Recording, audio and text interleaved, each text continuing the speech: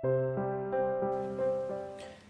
YouTube, it's me, the Shy Pianist, or you may know me as Donald of War Games. This time I'll be bringing you deck number 2, over here, Kotomi, and she is my Spellbook deck. So this is what I'll be covering in this video, and in the next video I'll be showing, as per usual, with my deck profiles now, a sort of test hand, some combos, and sort of a bit of background to it. So yeah, let's go straight into it. I'm skipping number 1, Yukine, for now, because we've lightly touched it on the previous Medolce combo video, as she is my pure build of Medolces, but I felt the need to just leave her for a later time and proceed to the other decks. So let's get straight to it. So here we have deck number 2, Kotomi, or she is known as Spellbooks in your case. So let's just zoom in about that. There we go. Okay, then let me just move the map a bit down. There we go. So starting off with this deck profile, I played the Priestess build, so naturally I played the triple High Priest of Prophecy. For all of you those who are new to Prophecy, you can special summon her by revealing 3 Spellbook cards in your hand. And once per turn you can banish 1 Spellbook card from your hand or graveyard to then target 1 card on the field and destroy it. So she is not only able to just special summon her and 2500 attack, but she also has a spot removal play essentially. But in terms of for this deck, she is the boss monster of the deck and the card you want to ideally go into. Now, to the other monsters, I play triple Temperance of Prophecy. What she does, if you activated a spell card during this turn, only during your main phase though, you can tribute this card, special summon 1 level 5 or higher light or dark spellcaster type monster from your deck. You cannot special summon other level 5 or higher monsters during the turn you activate this effect. So if you use its effect to special summon High Priestess or whatever spellcaster, you cannot special summon any other level 5 or higher spellcaster after you used its effect. So essentially this is your go-to card to go into High Priestess and start your plays from there, really. Next, for Prophecy, I played the 2 Justice of Prophecy. So if you activated a spellbook card, during the end phase, you banish her, and then you can add 1 level 5 or higher light or dark spellcaster type monster, and 1 spellbook spell card from your deck to your hand. And you can only use this effect once per turn. So the reason why I play 2 rather than 3, because you do want to see her in hand, you don't want to just start with her, play a card, play a spellbook, and then end phase banish, leaving yourself naturally open. So I do play 2 rather than 3 as a result of that. And yeah, that's it. For the other spellbook cards, you play magicians, really, spellbook magicians. You have to have the 3 Spellbook Magician of Prophecy. Probably more well known now for the Spellbook engine, but for those who don't know, though I kind of doubt it now, if this card is normal summoned or flipped face up, you can add 1 Spellbook spell card from your deck to your hand. So essentially, he's your searcher for all the Spellbooks in your deck, just generally as a monster as well. And to round up the Prophecy monsters, I played the 1 World of Prophecy. So if you special summon this monster by the effect of a spellcaster type monster or a spellbook spell card, you can target 2 spellbook cards in your graveyard and add them to your hand. Its other ability is if you add cards to your hand by this effect, so you add your 2 spellbook cards in your graveyard back to your hand, you can reveal 4 spellbook cards with different names in your hand to then destroy all other cards on the field. So you're like a JD paying 1k, but for World of Prophecy, you have to have 4 spellbook cards with different names in your hand to then destroy all the cards. The fact that it's not once per turn is really nice, but I do play the 1 because you don't want to see it in your hand, and the best way to get off its effect is to special summon it via the effect of either spellbook card or magician. So namely, you would go into World of Prophecy by Temperance, or you use something like a Spellbook of Life to revive it from grave. So that's the Spellbook monsters lineup, and for the other monsters I played the 2 magical exemplar. She is my own personal favorite type for this deck because your deck is primarily spell cards. So for those who don't know, each time a spell card is activated, she gains 2 spell counters, and once per turn you can remove a number of spell counters from this card to then special summon 1 spellcaster monster whose level is equal to the number of counters you removed. Forgot to mention, you can special summon from your hand or graveyard a spellcaster monster. Apologies there. So because you're playing a lot of spells, it gains, like, if you're playing 4 spells, it gains 8 counters, then you can just remove 7 to then special summon High Priestess straight out. And it can also revive from the grave, which is also nice as well. Onto the spells, which is probably most making most of the deck. You gotta have 3 Spellbook of Secrets, obviously. This card allows you to add 1 Spellbook card from your deck to hand, and you can only activate 1 per turn.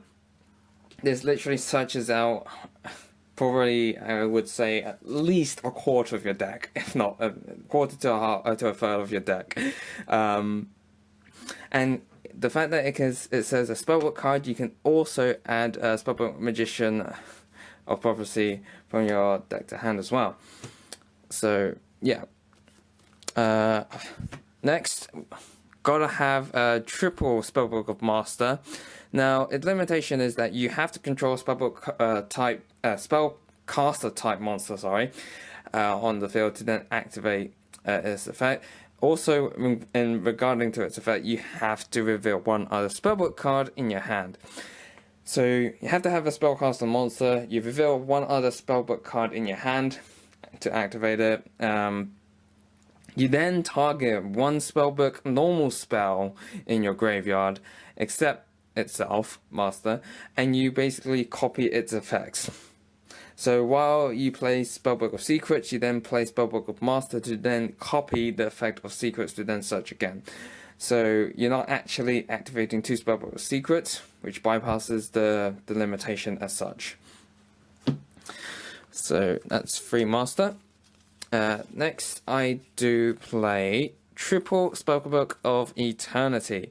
Now, because I'm playing main deck, the considered, I guess, High Priestess build, there is a play using Secrets, Master, and Eternity with High Priestess, as well as the Grand Spellbook of Tower, to basically perform your usual play, or go-to play.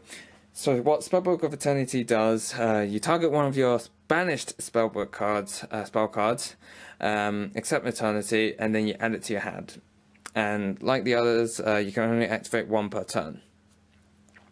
So I'll get to the sort of go-to play in the next video, but it's probably easy to work out by now. But I'll cover it in the next video anyways. So, more spellbooks.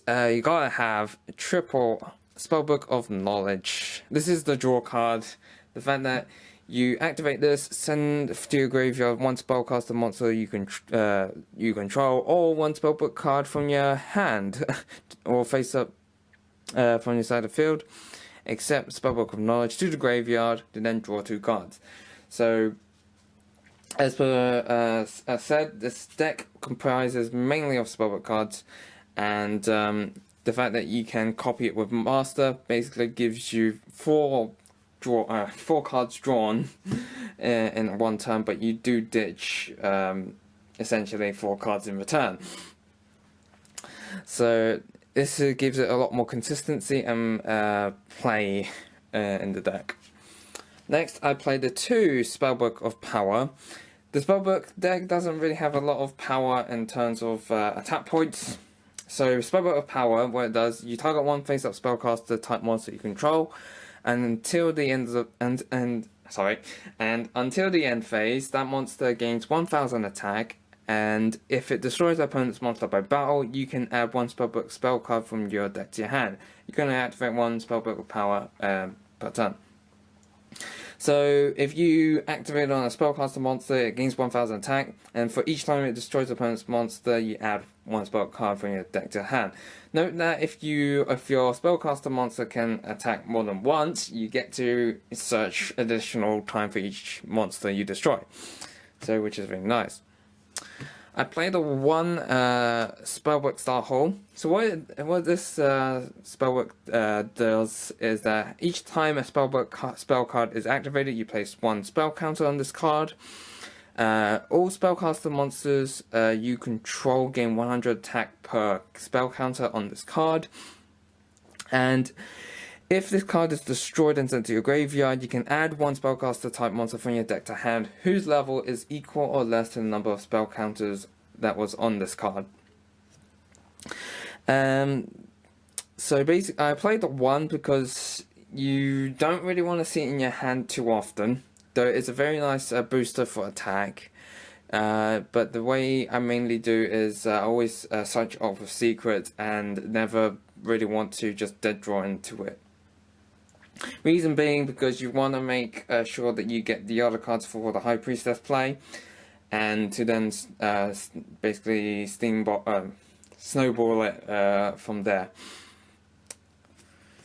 Next, I played the 2 Grand Spellbook of Tower. The Grand Spellbook Tower. It's the field spell for the deck. And so its effect is once per turn during your standby phase, you can target 1 spellbook card in your graveyard, put it to the bottom of your deck, then draw 1 card. And if this card is except itself, if this card is destroyed, when this card is destroyed and sent to your graveyard, you can special summon 1 spellcaster type monster from your hand or deck whose level is equal or less than to the number of spellbook cards in your graveyard. So note the fact that this is basically gives you an extra draw per standby phase and recycles your spellbook cards, and not only that, when it's destroyed, you count itself in the number for when you special summon out a spellcaster type monster from your deck or hand. So I played the 2 because you might find yourself having it being destroyed by opponent's card effects, and the only really way to get it back is then banish it with Priestess or something like that, or Fate, and then add it back with Eternity. I played it 2 because while you do sort of want to see it, like with Starhole, you can just search off and go from there. And let's see, I played the 2 Spellbook of Wisdom. It's a quick play. You target one face-up spellcaster type monster from your one on the field. I can't talk today. And activate one of these effects. You can either make it unaffected by other spell cards, spell effects this turn, or make it unaffected by trap effects this turn. The fact that this is sort of your back row protection for your High Priestess is really nice to have. And the fact that I play it too because you do want to sort of see it once you've got out your spellcasters, but you don't want to see it like turn 1 or whatever. I play the 2 Spellbook of Life. So you banish one spellcaster type monster from your graveyard. You then reveal one spellbook card from your hand to then target one spellcaster monster in your graveyard. You then special summon that spellcaster in attack position, and equip this card to the spellcaster. The spellcaster that was special summoned by this effect then gains levels equal to the banished monster. For the card's activation, and you can only activate one per turn. So do note that if the opponent does destroy Spellbook of Life while equipped to a spellcaster monster, the equipped monster doesn't get destroyed. So it's a nice play. I guess nice card to have for Spellbooks. But the fact that obviously if it's a equipped spell card, you can't copy it with a master. Otherwise, I think that would be broken. And to round out Spellbook cards, probably one of the best Spellbook cards, but I played the one-off. You see why. You can Spellbook of Fate. You banish while you control a spellcaster type monster. You can banish up to a number of 3 Spellbook cards from your graveyard, and then activate one of these effects, depending on the number of Spellbook cards you banish to activate this card. So if you banished one, you can return one set spell or trap on the field back to hand. If it's 2, you can change one monster on the field to face down defense position or face out attack position.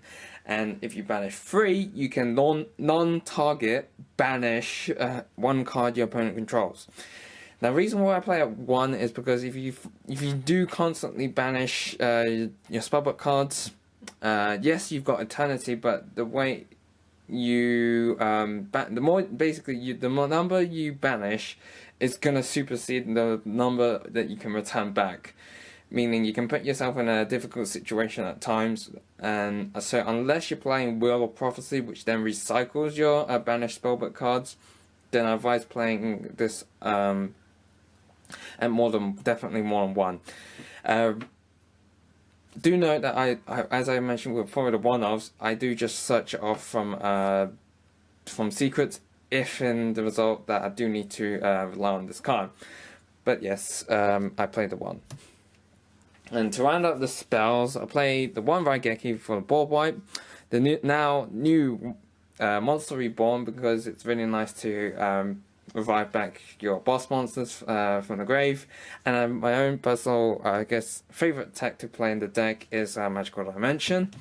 This is so that, you got your blue boy, Spellbook Magician of Prophecy in play. You search. Maybe I would go into the field spell after searching. And he's quite vulnerable on the field, so having Magical Dimension can then tribute him off and then possibly bust out your High Priestess a bit earlier than usual, and interrupting your opponent's play, because you tribute a spellcaster type monster, special summon one spellcaster type monster from your hand, and then you can destroy one card your opponent controls. Destroy one monster, sorry. And yeah. So that's what I have. And to round up the entire deck, I played the 1 trap, 1 roll decree, because your entire deck is mainly spell and trap lineup is mainly comprised of spells. So having the roll decree in there is basically just negates your traps, opponent's traps essentially.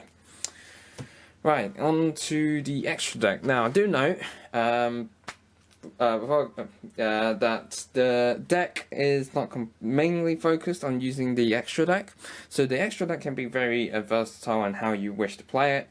And this is what I have.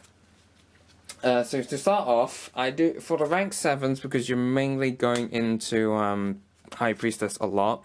You have your number 11 Big Eye, Mecha Phantom Beast, Draco Sack, and your Red Eyes Flare Metal Dragon. Yeah, that's Ghost, but you can't really see it that well. So obviously this is your sort of standard choices for rank 7 plays. But most of the time you won't find yourself going into these, because you're really relying on High Priestess to do its job. And then for the other XYZs, I played sort of generic lineup for rank 4s. So Dark Rebellion, Castel, Tornado Dragon, and number 41. simply because you might find yourself to use magical exemplar and special summon another magical exemplar. It can happen, but yes, it basically gives you options to then proceed on. Dark Rebellion for more attack power, because as I mentioned before, the deck doesn't have a lot of high attack. Castell for spot removal, though Priestess can do that already. This is just for more of the ones that, obviously, if they can't be destroyed or whatever and such. Tornado Dragon for back row destruction, depending on your opponent deck. And number 41, as usual, is per your turn 1 play. So, onto the links. Oh, actually, no. And to finish off the XYZs, I played the one Pattern Knight of Breaksword. This is because you do have your free Prophecy and your Justice. Yeah, sorry, not Prophecy. Your 3 Temperance and your 2 Justice. So, in the unlikely event that should you need to rank into a rank 3, I always go with Phantom Knight, Breaksword. Sorry, Breaksword. Go with Breaksword, and then basically spot removal and go from there. Now onto the links. So generically, I would just go with the 1 Proxy and the 1 Akashic for your link to plays. Akashic because if you do bounce, the ideal bounce would be to go with High Priestess and then special summon it back out while getting a free bounce on your opponent's side to point to it. Proxy is if you ever make into Draco Saga, you make the tokens or something like that. If you can go from there. For link freeze, I played the 1 Deco Talker and the 1 Gaia Saber, the Lightning Shadow. Shadows for more attack points, it should be if it's required, and Deco Talker if you're able to successfully basically get monsters to point to it and then become the better beat stick. And for the 1 link 4, have to go with Borrowed Dragon rather than Firewall. The fact that it can just non-target steal is really nice to have. Now, since we're playing Prophecies, I have to mention that once we get this card, I would play 2 Crowley of the Origin of Prophecy.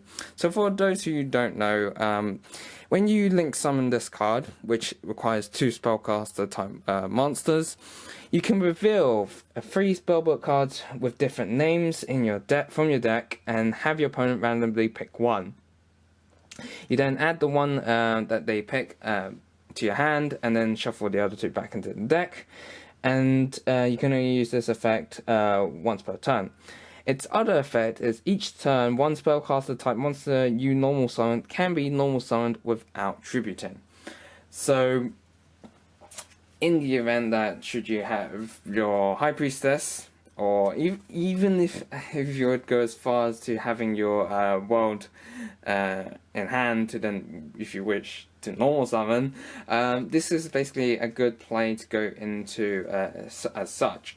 But do note that you probably will, most of the time, will just special summon High Priestess from your hand. So it's a really nice card to then give you the extra search, adding from your deck to hand, and yeah. That's really what I would suggest. So you might want to consider playing this at 3, up to you. This deck is, as I probably should have mentioned in the beginning of the video, is this deck was made to play for fun. So if you want to try and make this more competitive, by all means use this as sort of a base, really. And make your own tech, choose your own choices, and go from there. So hope you enjoyed this video. Sorry, and thank you for watching. And as always, guys, happy dueling.